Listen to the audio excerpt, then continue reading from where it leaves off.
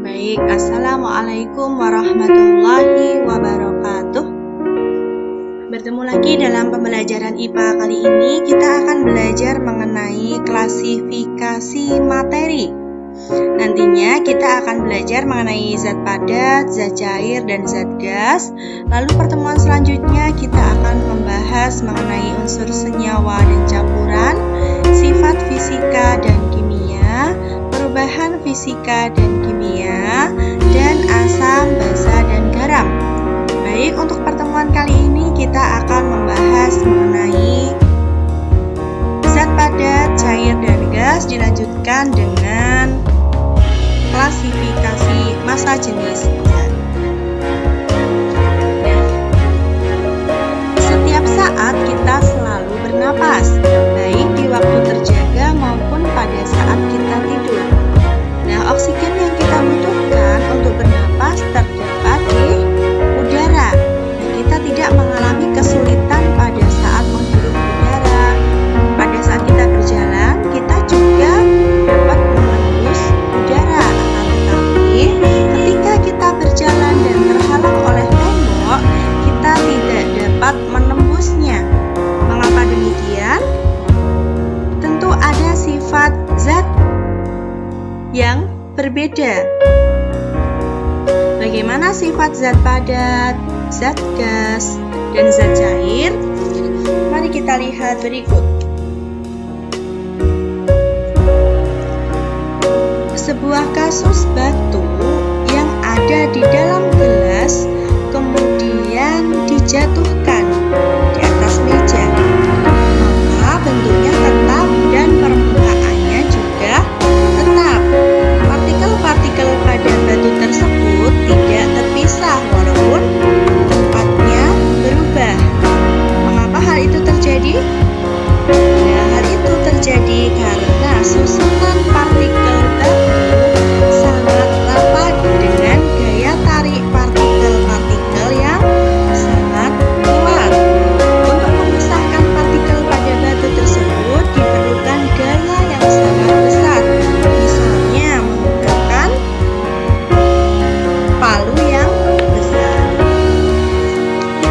Dan selanjutnya, sesaat setelah air di dalam gelas ditumpahkan di permukaan meja, maka pastinya air tersebut mengalir ke segala arah sehingga permukaannya melebar. Nah, partikel-partikel air yang terletak di permukaan meja lebih mudah terpisah karena gaya tarik antar partikelnya lemah dibandingkan dengan gaya tarik partikel-partikel benda padat. Jarak antar partikel air selalu tetap sehingga volumenya juga selalu tetap.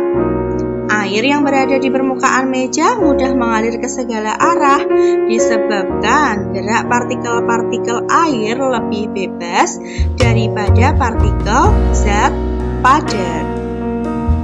Gaya tarik antar partikel dalam air lemah sehingga air mudah dipisahkan dari kelompoknya. Hal ini juga berlaku untuk zat cair yang lain. Baik, selanjutnya kita akan belajar mengenai zat gas.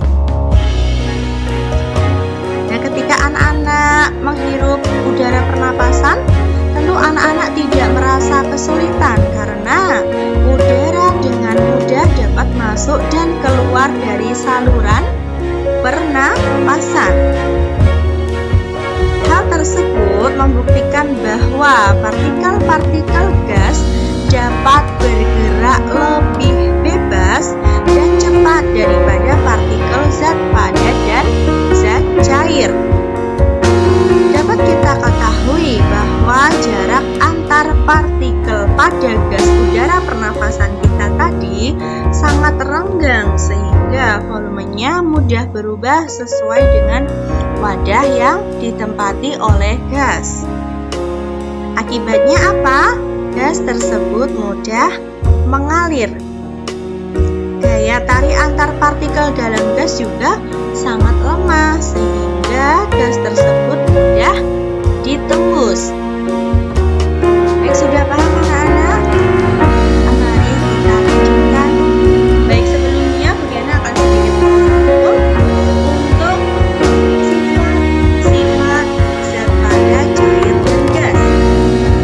Sifat zat padat. Yang pertama, bentuknya tetap, volumenya tetap, jarak antar molekul berdekatan dan teratur, dan gaya tarik-menarik antar molekul sangat kuat. Bayangkan saja sebuah batu, pasti langsung ingat sifat-sifat zat padat. Yang kedua, sifat-sifat zat cair. Sebelumnya, anak-anak bisa bayangkan air di dalam sebuah botol. Bentuknya selalu berubah sesuai dengan tempatnya. Tentu air tersebut menyesuaikan bentuk botolnya. Volumenya tetap, jarak antar molekul berjauhan, dan gaya tarik-menarik antar molekul kurang kuat. Yang ketiga, anak-anak bisa membayangkan sebuah balon yang sudah berisi udara. Sifat-sifat gasnya, yang pertama, bentuknya selalu berubah sesuai dengan tempatnya, volumenya berubah sesuai dengan tempatnya, jarak antar molekul sangat jauh, dan gaya tarik-menarik antar molekul sangat lemah. Baik, cukup paham sampai di sini. Bu Diana akan melanjutkan mengenai massa jenis zat. Ada yang sudah pernah mendengar massa jenis zat? Apa itu massa jenis zat? Massa jenis benda adalah perbandingan antara massa dengan volume benda. Massa dengan volume benda. Nah, secara matematis dilambangkan dengan rho atau massa jenis. Rho adalah massa benda dibagi dengan volume benda. Jika dalam segitiga, rho sama dengan M per V.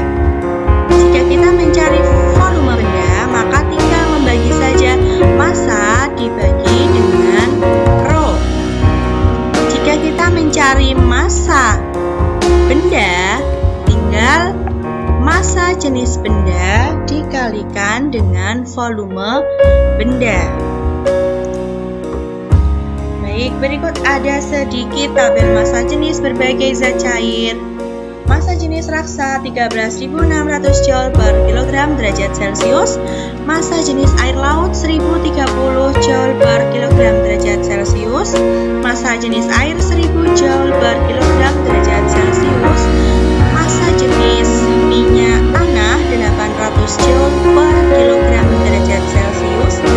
Dan massa jenis alkohol 790 Joule per kilogram derajat Celcius. Baik, sekian yang dapat kita sampaikan. Anak-anak bisa memperkaya melalui paket modul prestasi atau internet. Kita lanjutkan pada pertemuan depan. Assalamualaikum warahmatullahi wabarakatuh.